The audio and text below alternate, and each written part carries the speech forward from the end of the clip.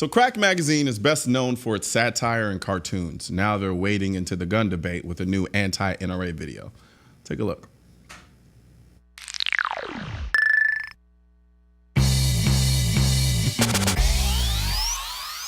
Hi, I'm Cracked Senior Editor Josh Sargent, and the Second Amendment guarantees an individual's right to keep a firearm for personal defense. This has been, across the board, the accepted interpretation since all the way back in 2008, because that was when the Supreme Court overturned 200 years of earlier decisions, all of which had said the exact opposite. If you're under a different impression about what that amendment meant, then don't feel bad, because everybody else was too. Even Michael Moore, in the middle of his documentary about how much guns sucked, didn't think to challenge this. Why don't you unload the gun?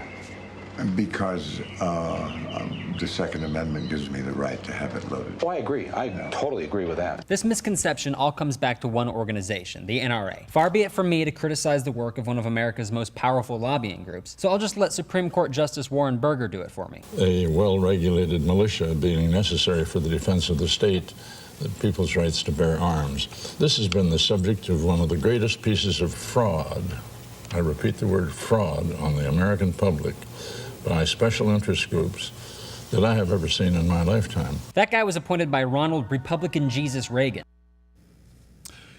See, everything about this video reeks of hipster superiority complex garbage. How else do you explain this turtle shell glasses wearing Linkin Park reject, who I'm sure has too cool for school reasons for his Freudian ear piercing fetish, saying I shouldn't trust one of the organizations that every anti-gun politician and organization says is the sole reason why they can't pass the moronic gun control measures? There's nothing dumber than the idea that Americans don't have an individual right to own guns. A militia is composed of the people, not the government. If our founders didn't trust governments, foreign or domestic, why would they write an amendment requiring the people to go to the government to get permission to get their guns to fight off the same government? Imagine on the day before your home gets broken into, you have to walk over to the robber's house, ask him to borrow a gun to fight him off with when he breaks into your house. Even crazier, this guy tries to make the case that I shouldn't trust the NRA because low-level members ousted the senior members who they thought were too soft on the gun issues. Yet, this video begins with Chester Bennington telling me that it's a misconception that the Second Amendment preserves my individual right to own a firearm. Hell, the way you're going about it, I want to give them more money.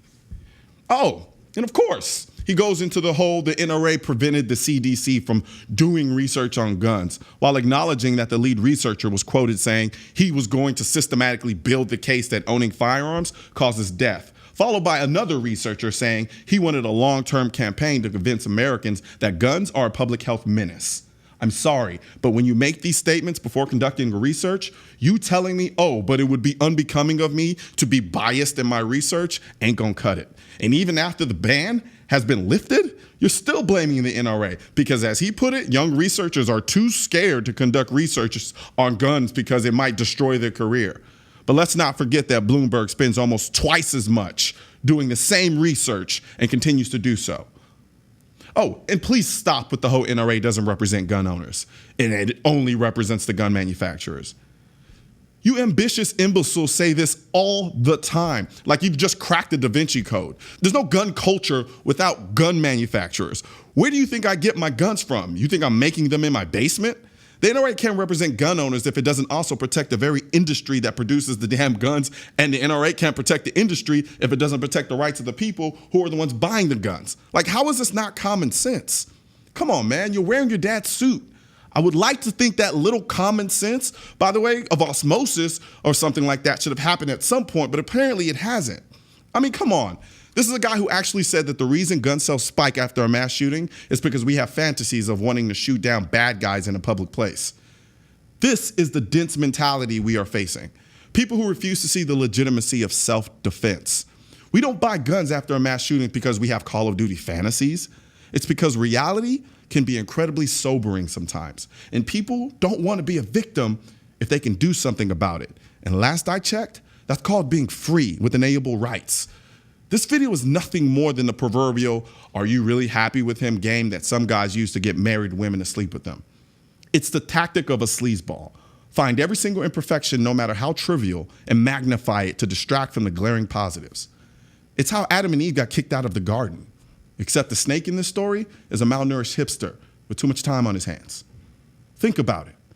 If the NRA was so bad at protecting your gun rights, why even bother with a video like this? You don't make a video like this about an organization that's not a threat. I talk about people like Bloomberg and groups like Moms Demand Action because they're an actual threat to my Second Amendment right.